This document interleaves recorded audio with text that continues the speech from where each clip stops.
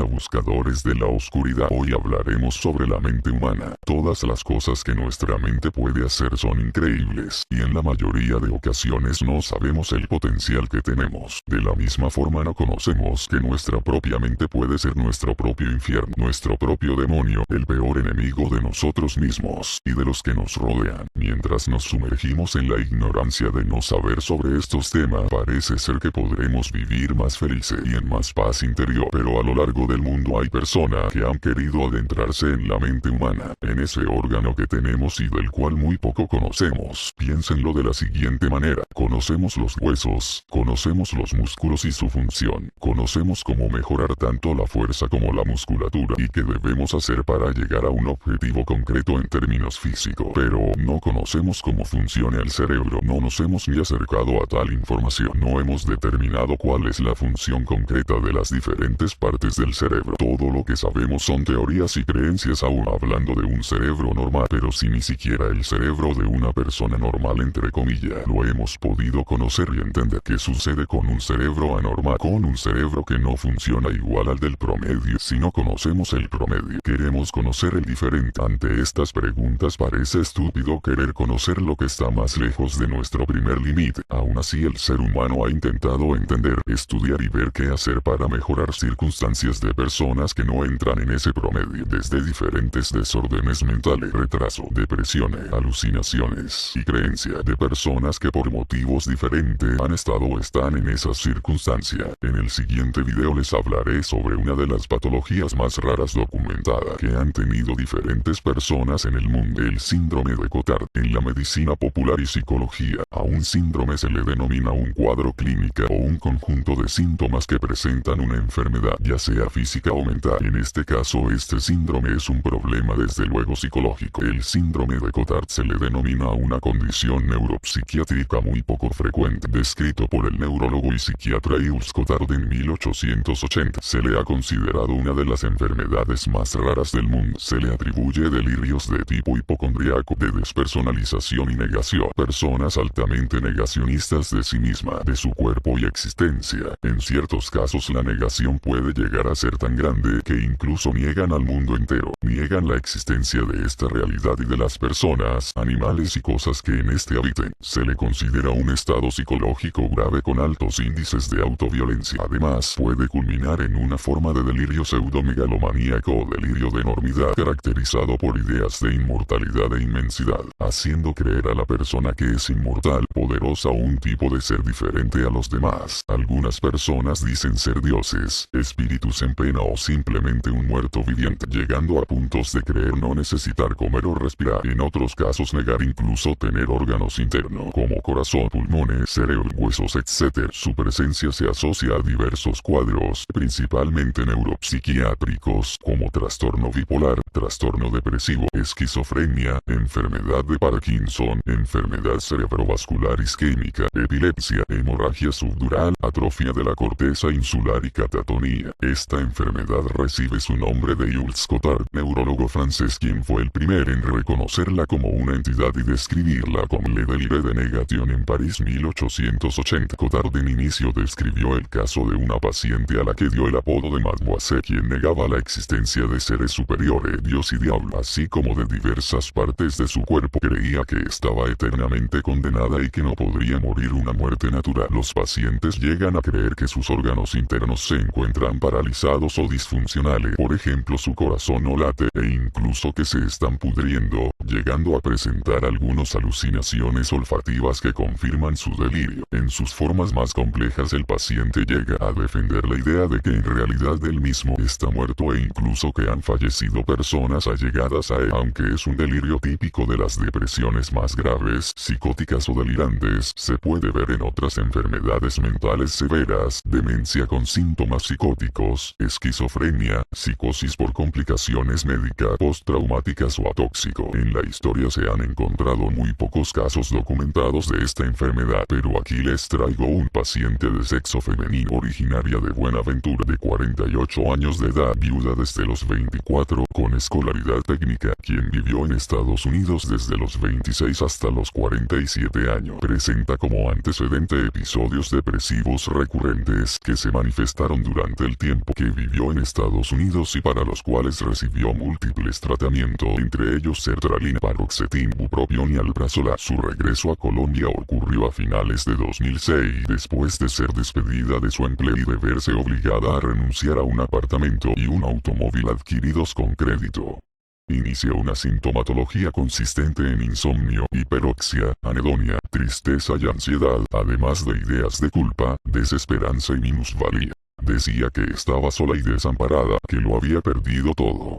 Esto la llevó a tomar la decisión de viajar a Buenaventura a la casa materna. Allí los síntomas persistieron y además aparecieron ideas de muerte y suicidio. En una ocasión intentó cortarse las venas, pero, según sus propias palabras, no tuvo el valor y apenas se hizo un corte superficial. En enero de 2007 fue evaluada por un psiquiatra en Cali, quien ordenó tratamiento con antidepresivos que la paciente no recuerda y pastillas para dormir.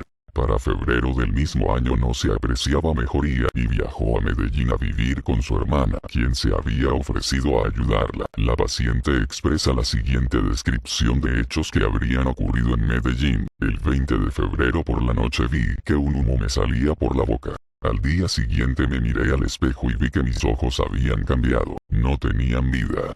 Y agrega: me di cuenta de que ese humo era mi alma saliendo de mi cuerpo. Esto lo interpretó como un castigo por haber deseado la muerte, por haber intentado suicidarse. Desde entonces empezó a hablar constantemente de haber sido condenada a ser una muerta en vida, un zombi por toda la eternidad. Manifestaba que su alma había sido arrebatada por algún poder sobrenatural. Dijo no conocer la naturaleza exacta de este, pero pensaba que podría corresponder a Dios, al diablo o a una fuerza más poderosa. Además, empezó a tener alucinaciones olfatorias y sinestésicas. Percibía un olor a podrido que emanaba de su cuerpo y un cosquilleo bajo la piel, síntomas que interpretó como señales de que su carne se estaba descomponiendo y de que los gusanos pronto iban a romper la carne y a salir por la piel. Así, redujo ostensiblemente su ingesta de alimento. Decía que un muerto no come y no va al baño. Debido a esta situación fue llevada a la consulta de varios especialistas, según dice, neurólogos,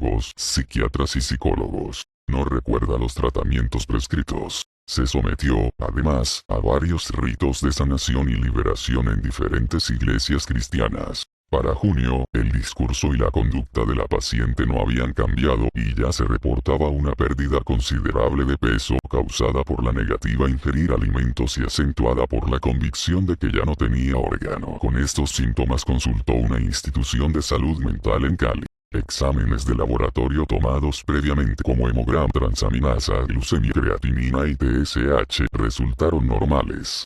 Adicionalmente, se realizó un electroencefalograma, el cual también fue reportado como normal. La serología y prueba para detección de VI fueron reportados como no reactivo. La escenografía cerebral simple y con contraste también fue normal. En la primera consulta de urgencia se le describe como una paciente bien presentada, delgada, con aplanamiento afectivo coherente y relevante, con adecuada producción ideoverbal, con las ideas delirantes de tipo nihilista ya descritas y con alucinaciones olfatorias, huelo a podrido y sinestésica, un cosquilleo bajo la piel. El sensorio no presentaba alteraciones. Negó antecedentes de convulsiones, trauma cráneoencefálico y consumo de psicotóxicos. Se hizo una impresión diagnóstica de esquizofrenia paranoide y, dado que la paciente no recibía alimentos, se decidió hospitalizar.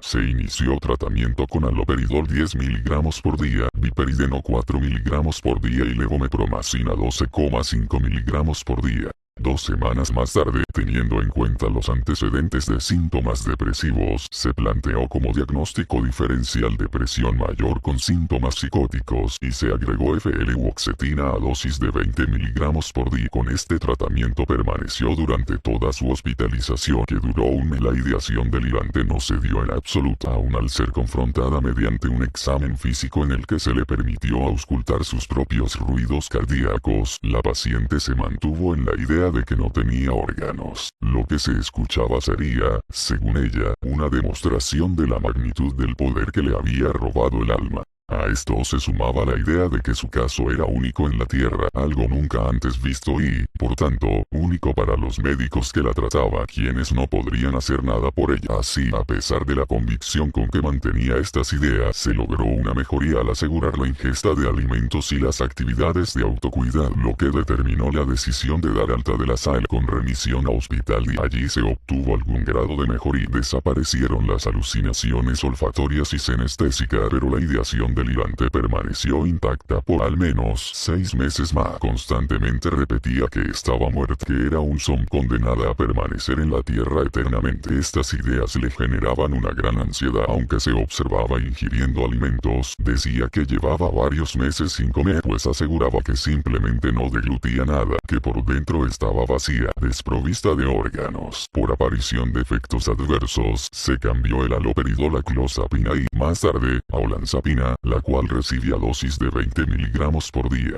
Para febrero de 2008, al no presentar mejoría de su sintomatología, se decide instaurar como herramienta terapéutica la terapia electroconvulsiva previo consentimiento de la familia. En total fueron 6 sesiones, después de las cuales se observó disminución en la intensidad de su ansiedad, pero sin cambios en el contenido de su pensamiento. Un mes más tarde, la paciente presentó síntomas maniformes dados por aceleración psicomotor, logorrea y elevación del estado de ánimo. Por este motivo, se le inició manejo con ácido valproico como modulador afectivo a dosis de 750 miligramos por día, con lo que se logró un adecuado control de estos síntomas. Después de 3 semanas fue notable el cambio en el contenido de su pensamiento. Dejó de lado las ideas delirantes de tipo nihilista, y en las entrevistas que se realizaron desde entonces, su discurso se centró en el interés que decía tener por regresar al exterior por su cuenta.